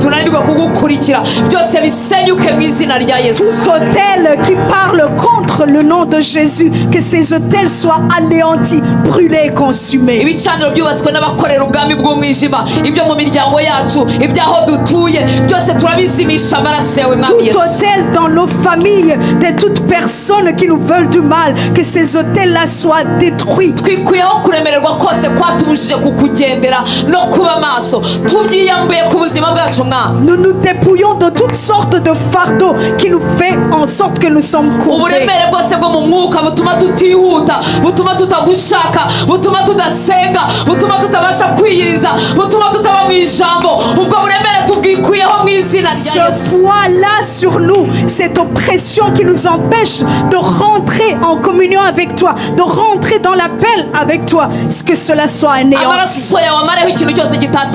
Que le sang de Jésus-Christ enlève tout ce qui n'est pas de toi. Nos corps sont le temple du Saint-Esprit. C'est là où tu remplis la gloire, ta présence. C'est là où tu œuvres. Le sang de Jésus-Christ enlève tout ce qui n'est pas de toi. Que le sang de Jésus-Christ enlève tout ce qui nous empêche d'aller de l'avant. Nous nous dépouillons de tout sommeil spirituel qui nous empêche de rentrer dans ta parole.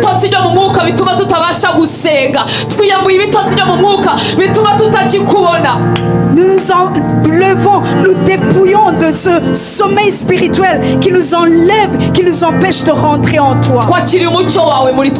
Nous recevons la lumière qui vient de toi.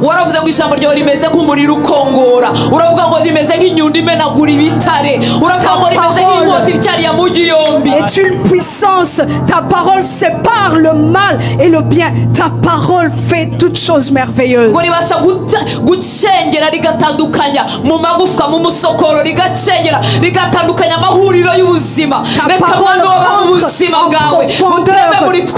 Ta parole sépare ce qui doit être séparé. Ta parole pénètre en nous en profondeur.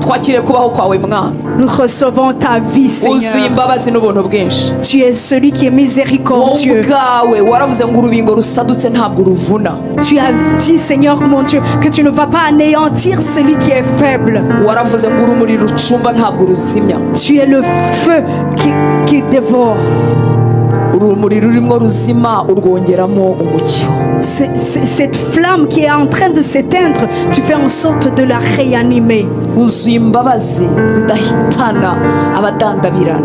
Tu es le Dieu Tout-Puissant. Tu nous remplis de ta force.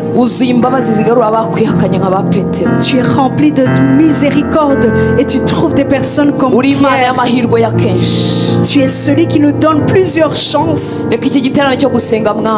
Laisse que ce réveil, cette conférence, que ce soit un moment qui soit écrit dans nos cœurs. Nous te demandons la grâce de garder tout ce que nous avons reçu, de conserver en nous ce que nous avons reçu. Que nos yeux ne te quittent plus, que notre cœur s'attarde à toi. Nous te demandons la grâce d'être dans ce monde sans avoir l'esprit du monde. Nous te demandons la grâce de te servir sans être attaché à ce qu'on fait. Nous te rendons gloire à toi, Éternel. C'est toi le roi des rois. Tu nous appelles à veiller. Tu es celui qui dit, qui enverrai-je? Est-ce que le zèle soit en nous? Dépose ce zèle qui vient de toi en nous, Seigneur. Que nous puissions te répondre en disant, je suis là, je suis disponible, envoie-moi. Bénis, Seigneur, tout serviteur, toute servante qui a préparé cette conférence. Que tu puisses les fortifier. Uzabahe gusarura ibyo barimo babiba. Qu'ils puissent récolter, Seigneur, ce qu'ils sont en train de semer. Uzabahe kubona umusaruro w'amasengesho yabo. Qu'ils puissent récolter, Seigneur, dans la prière qu'ils ont priée. Utwongerera bakizwa kuri iki gicaniro. Que plusieurs personnes viennent à Jésus-Christ sur cet autel. Utwongerera bakizwa mwana. Que plusieurs personnes viennent à Jésus. Abari bacogoye nibahagera bajye basubizwa mu imbaraga. Ceux qui sont affaiblis, ceux qui ont quitté, qui puissent revenir. Que tu puisses, Seigneur mon Dieu, réanimer les talents, les dons en nous. Que la gloire resplendisse sur nous, Seigneur. Afin que toute la gloire te revienne à toi seulement. Te disons merci, Seigneur. Amen. Amen.